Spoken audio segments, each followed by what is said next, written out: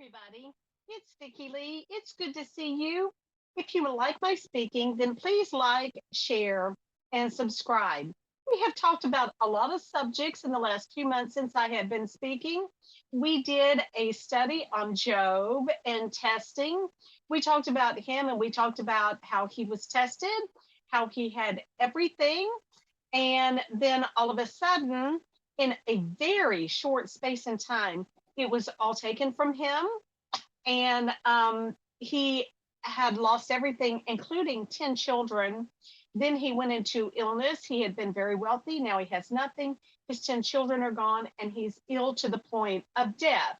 Job was a righteous man. There was a wager between God and Satan said, he has all of this and he is loyal to you because you spoil him. So if you take it away, he will recant you. So we had gone in, look back into that series. We had gone into how Job is a symbol of us being tested today. And in these last days, in these changeable times, we are going to be tested.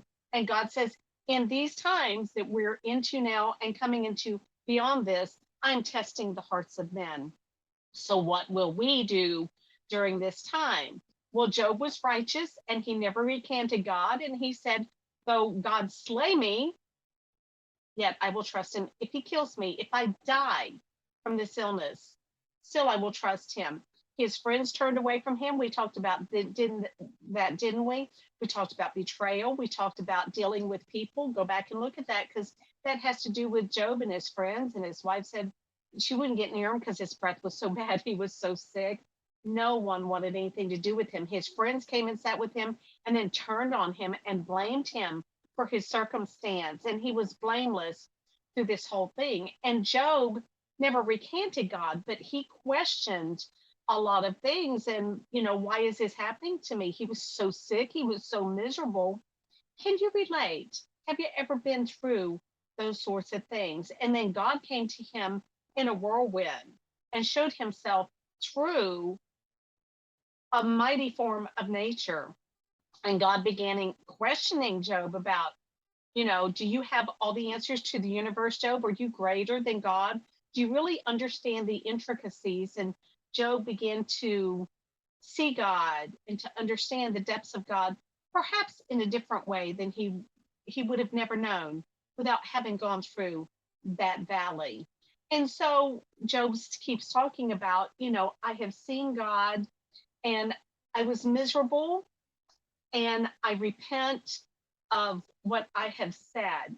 But it was a hard circumstance. He was despairing. Don't we understand that? So I want to take us to where he is restored and he is vindicated. Because if you're going through testing and it's really hard, and when you're down, people are kicking you and turning on you, and you are innocent, then this is something that we would need to hear, isn't it? In the last 48 hours, someone turned on me. I had been good to them. I had done things for them. And they turned around in return and said that I was a thief and I had taken things from them. And I took what they had said. I gave it to the family around them. And I said, this is what is being done. This is what has been said to me. And I am innocent. And when the family went to their residence, within a few minutes, they found the equipment that I had been accused of. So I was vindicated, and that person's behavior was shown. This is kind of what is going to happen here. And I want us to see this and follow up with how the righteous are vindicated. So we are going to go to Job 42. And Job says in verse 5, my ears had heard of you, but now my eyes have seen you. So therefore, I despise myself for having turned on you to the level that I have and questioned you. He never recanted him, but I repent of this attitude I've had, even though I'm so miserable. We understand the despair, don't we, guys? We do. So in verse 7, after the Lord had heard these things to Job, he said to Eliphaz the Temanite, I am angry with you and your two friends because you have not spoken to me what is right, as my servant Job has. So when the friends came around and they started talking, Job defended God and they didn't defend God or Job. So God is taking on the friends that went against God first and Job second. So now take 7 bulls and 7 rams and go to my servant Job and sacrifice a burnt offering for yourself. My servant Job will pray for you, and I will accept his prayer and not deal with you according to your folly. I love the Lord. You have not spoken to me what is right, as my servant Job has. So Eliphaz the Temanite, Bildad the Shuhite, and Zophar the Naamathite did what the Lord told them, and the Lord accepted Job's prayer. After Job had prayed for his friends, okay, Job has been kicked to the curb while he's down. He said, my friends have forgotten me.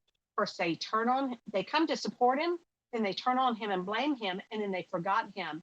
So it takes a righteous person to turn and pray for those friends to God. And God said, I'm only going to accept his prayer. The Lord made him prosperous again and gave him twice as much as he had before. All his brothers and sisters and everyone who had known him before, and he said they left, came and ate with him in the house. They comforted and consoled him over all the trouble the Lord had brought upon him, and each one gave him a piece of silver and a gold ring. The Lord blessed the latter part of Job's life more than the first. He had 14,000 sheep, 6,000 camels, 1,000 yoke of oxen, and 1,000 donkeys.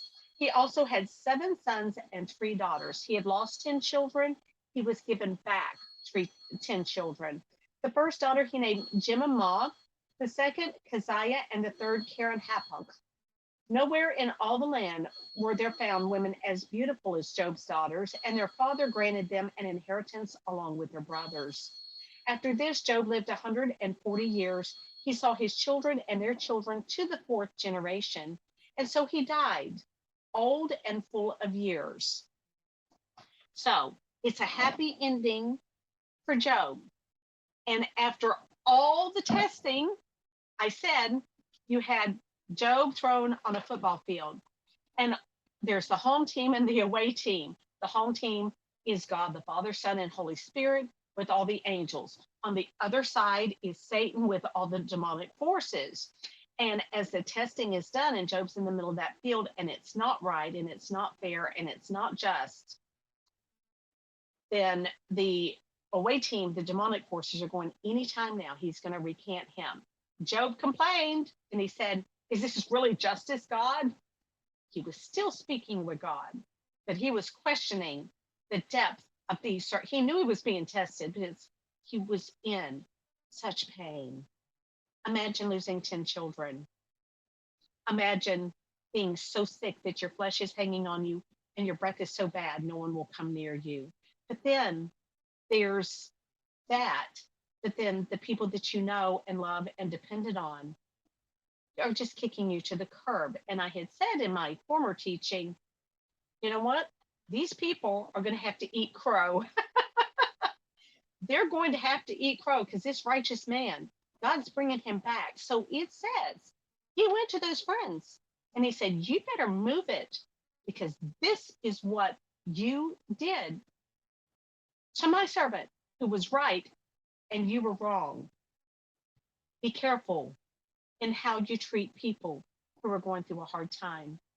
Maybe through that hardship, you can judge them harshly. And perhaps God is using that circumstance to judge you and your heart and what it is that you is going to come out of your mouth from speaking wrong about God, about the circumstance, about your own friend. They went off and forgot him after they condemned him. And God went and got them and said, get over to his house. That's the only prayer from his mouth that I'm going to accept because you have been in folly. Job is vindicated. He's gone through hell on earth. Job went through hell on earth through that testing period, and he came out pure with a deeper understanding of God. It's hard when we deeply suffer not to look at God and say, really? I've done that myself. I think we all have the tendency. Job did it, and he was wonderfully righteous.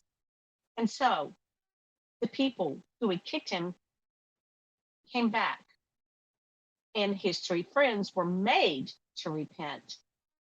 But it looks like the other people around him that didn't have anything to do with him, they had to learn a lesson, wouldn't you think? There is restoration.